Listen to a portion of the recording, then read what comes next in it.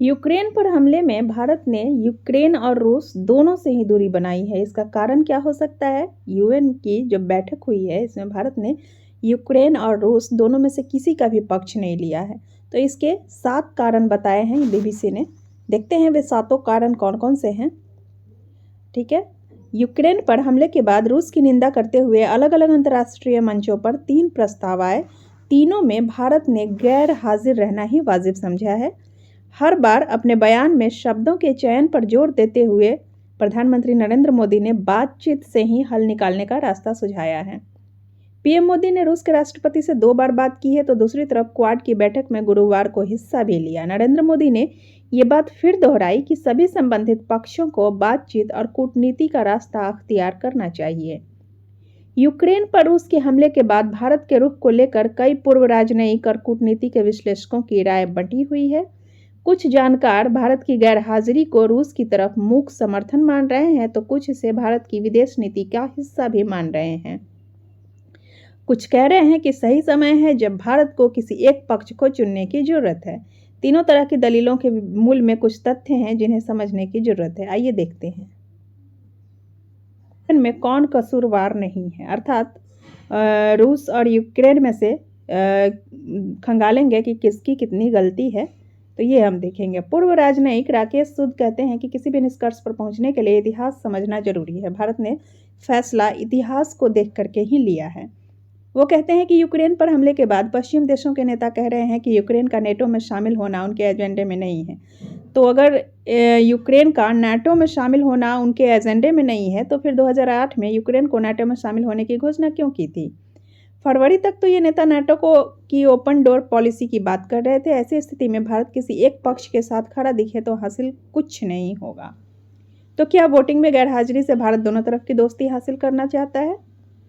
देखते हैं, दोनों तरफ की दोस्ती हासिल करना चाहता है या क्या उसका अपना मत है? इसके जवाब में राकेश सूद सवाल पूछते हैं, भारत आखिर किसके साथ खड़ा हो सकता है? दोनों पक्षों में कौन बेकसूर है? आज की तारीख में रूस ने हमला किया तो वो कसूरवार है। रूस ने क्यों हमला किया? इसके इतिहास को देखें तो दूसरा पक्ष कसूरवार है। ठीक है, अगर ऐतिहासिक परिप्रेक्ष्य को समझते हुए अगर हम इस चीज़ को समझने की कोशिश करें तो इसमें यूक्रेन भी कम दोषी नहीं है। ठीक है, और अगर रूस ने हमला किया है तो रूस भी दोषी नहीं, मतलब कि रूस की भी कम गलती नहीं है। तो अर्थात दोनों ही दोषी हैं, दोनों ही कसूरवार है। यही वजह है कि रूस और यूक्रेन की लड़ाई भले ही सतही तौर पर 2 देशों के बीच की लग रही हो, लेकिन असल में ये बड़े देशों के बीच की लड़ाई है। रूस और अमेरिका, रूस और नेटो देशों की, जिसकी वजह से बड़े देशों के रिश्ते तनावपूर्ण हो गए हैं। ये दोनों पक्षों के बीच के मिसमैनेजमेंट का नतीजा है, जिसका इतिहास पुराना है। इस वजह से भारत किसी के साथ खड़ा नहीं हो सकता। 7 कारण जो बताया है उसमें ये देखते हैं, एक तो कसूरवार हो गए, दोनों ही कसूरवार है, पहला तो ये कारण है। और इसी वजह से भारत ने एक तरह से न्यूट्रल रास्ता चुना है, उदासीनता का रास्ता चुना है, अर्थात वो दोनों में से किसी का भी समर्थन या पक्ष नहीं ले रहा है और उसने दोनों को कसूरवार ठहराते हुए अपने आप की उन दोनों से ही दूरी बना ली है। और दूसरा यहाँ पे देखते हैं चीन का भी डर है भारत को, तो अपने सीमा की सुरक्षा के लिए। तो देखते हैं क्या है भारत की ये जो डर है ये वाजिब है क्या है। तो बीबीसी से बातचीत में गजाला वहाब, एक फोर्स मैगजीन की कार्यकारी संपादक है, इन्होंने कहा है कि भारत रूस पर लाए निंदा प्रस्ताव पर वोटिंग न करके भी एक तरह से रूस का ही साथ दे रहा है। ठीक है, एक तरह से रूस का ही साथ दे रहा है। भारत गुटनिरपेक्षता की नीति का पालन नहीं कर रहा बल्कि हर पक्ष के साथ रहने की नीति का पालन कर रहा है। ऐसा करके मोदी सरकार ने भारत की सुरक्षा को दूसरे देशों के कंधों पर डाल दिया है। वो पीएम मोदी के इस फैसले को केंद्र सरकार की मजबूरी करार देती है और इसके पीछे वो वजहें भी गिनाती है। देखते हैं वजह क्या है। तो रूस से भारत के रिश्ते बहुत अच्छे हैं। जब भी चीन के खिलाफ मदद चाहिए होती है तो भारत रणनीति के तहत रूस के पास ही जाता है। लद्दाख ही नहीं, उससे पहले भी जब चीन भारतीय सीमा विवाद में उलझा है, मोदी सरकार ने रूस का ही दरवाजा खटखटाया है। भारत का मानना है कि चीन पर अगर किसी देश का प्रभाव है तो वो है रूस। ठीक है, और एक और तीसरा कारण जो है वो है सैन्य साजो सामान के लिए रूस पर निर्भरता। चीन एंगल के अलावा रक्षा क्षेत्र में रूस पर भारत की निर्भरता को भी गजाला मोदी सरकार के ताजा रुख का कारण मानती है। तो यहाँ पे गजाला का कहना है कि हथियारों की खरीद में रूस पर अपनी निर्भरता कम करने के लिए भारत अब फ्रांस, अमेरिका, इजरायल, ब्रिटेन से भी हालांकि हथियार खरीद रहा है, लेकिन रूस पर रक्षा क्षेत्र में हमारी दूसरी किस्म की निर्भरता भी है।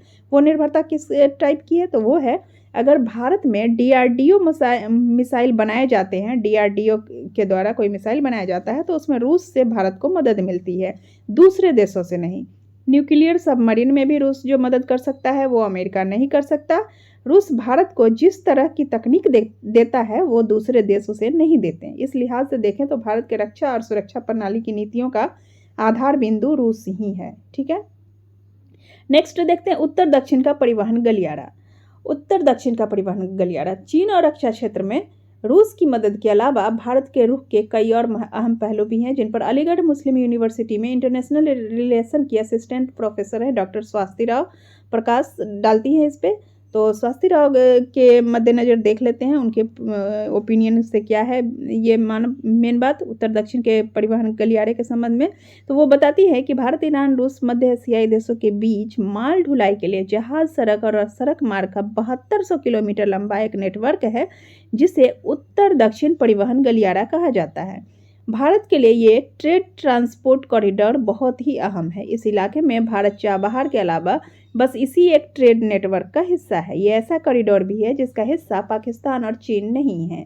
इस नेटवर्क में बने रहने के लिए रूस के साथ अच्छे रिश्ते रखना भारत के लिए जरूरी है।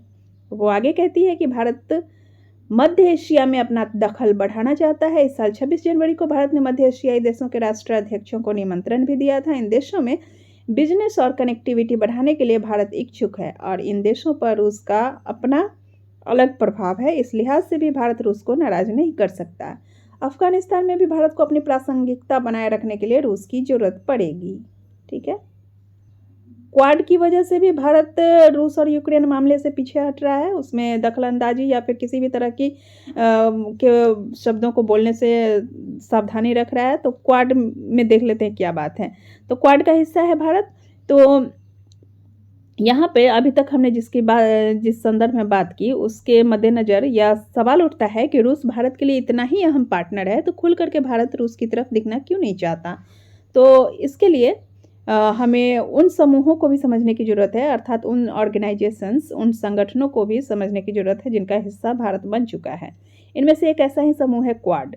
रूस यूक्रेन संकट के बीच गुरुवार को इस समूह की अहम बैठक हुई है, गुरुवार को, जिसमें प्रधानमंत्री नरेंद्र मोदी ने भी वर्चुअली हिस्सा लिया है। इस समूह की पिछली बैठक सितंबर 2021 में हुई थी। गजाला कहती है कि क्वाड में शामिल होकर भारत को लगता है कि अमेरिका चीन के खिलाफ जरूरत पड़ने पर भारत की मदद कर सकता है। इस वजह से भारत अमेरिका की नाराजगी मोल नहीं लेना चाहता।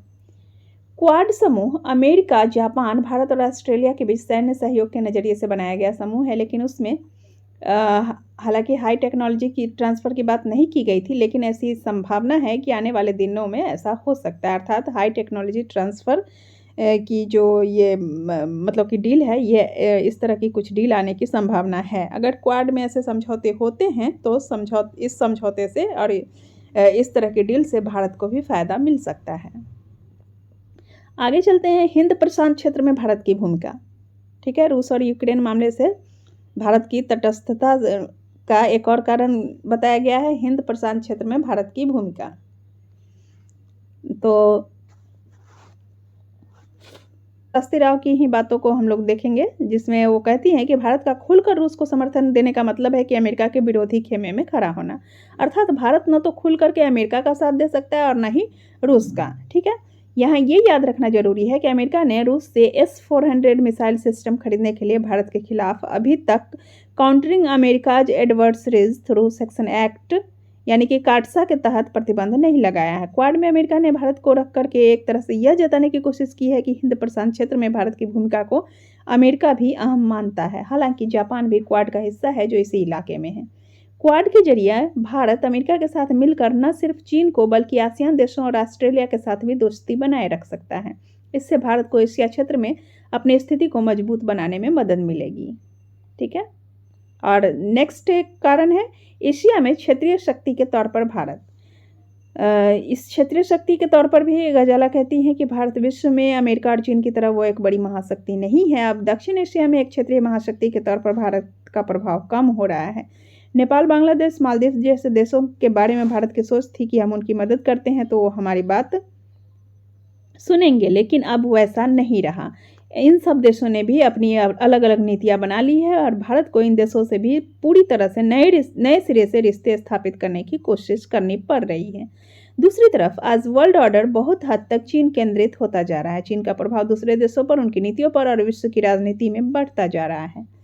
भारत को इसीलिए अर्थात चीन को काउंटर करने के लिए या फिर चीन के बढ़ते प्रभाव को संतुलित करने के लिए रूस और अमेरिका दोनों की ही जरूरत है। ठीक है, तो इस स्थिति में भारत, अमेरिका या रूस दोनों में से किसी को भी नाराज नहीं कर सकता है। समझ सकते हैं कि भारत का क्या वजह है कि भारत रूस और यूक्रेन मामले से एक तटस्थ की नीति अपनाए हुए है, अर्थात वह बातचीत से मामलों का हल निकालने की बात कह रहा है और खुल करके दोनों में से किसी का भी समर्थन नहीं कर रहा है, क्योंकि ऐसा करने से दोनों महाशक्तियां उससे नाराज हो सकती हैं और इससे भारत के अपने संबंधों पर असर पड़ सकता है और जिसका खामियाजा भारत को आने वाले दिनों में भुगतना पड़ सकता है। तो चलते हैं फिर नेक्स्ट वीडियो में, फिर आपसे मुलाकात होगी। धन्यवाद।